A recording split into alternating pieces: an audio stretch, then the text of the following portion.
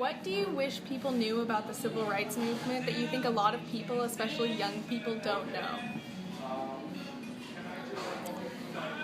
I think that young people should know that Seattle was not like it is now years ago. That there was a lot of discrimination, a lot of failure to recognize that African Americans ought to have equal rights with everybody else. They, I think young people now take it for granted that it's always been this way. That you always can go in any place you want to go in and eat, or that you can get a house anywhere you want to, or you can rent anywhere you want. It wasn't like that years ago.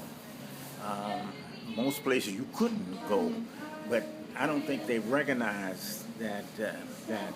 And as far as employment is concerned, even though they see African Americans employed in a lot of different places now, they don't realize that at one time you could go downtown in Seattle and you would see absolutely no African Americans working in the downtown core. If you saw any, it would be one or two, and they'd be light-skinned African Americans. They don't realize this, I don't think, and should they? I don't know. Some of us think they should know the history of the background. Some people think it is not important. That they know that at one time they living out in Magnolia or someplace now that they couldn't live there at one time. They're going to a school out in Magnolia or in Greenwood or wherever that they couldn't go to years ago. They couldn't live there, they couldn't go there, they couldn't work there. But now they just take it for granted. What is something that you wish people today, especially young people, knew about the civil rights movement, which they might not?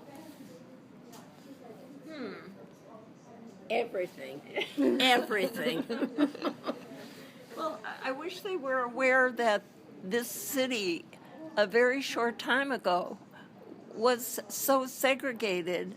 They have no concept of what life must have been like for minorities in Seattle. It's bad now with the whole thing of Black Lives Matter, but at 50 years ago, people wouldn't even have thought of defying the police or challenging the police.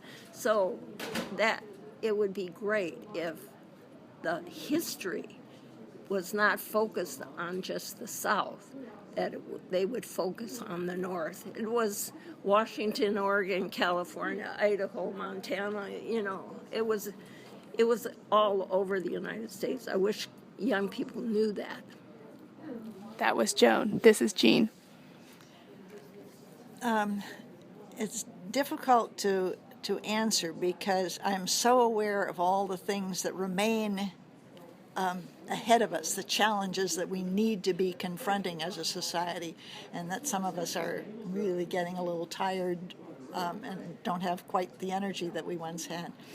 I think maybe it could be useful to know that there were some major barriers that have been overcome, and take hope from that it's possible to gear up again, to learn the organizing skills. I mean, you may do it in a different way than what CORE did, though we thought that was a good system, certainly for that time. It's necessary not only to have a march to proclaim that Black Lives Matter, to sit in, but to have some kind of leadership and strategy for dealing with each other, as well as who's going to do what and what are your highest priorities that you're going to insist on most.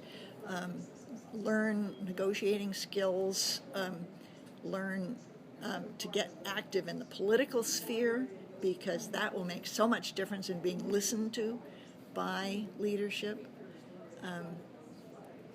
So I think maybe to find those things that are the lessons that still need to be, the tools that still need to be used.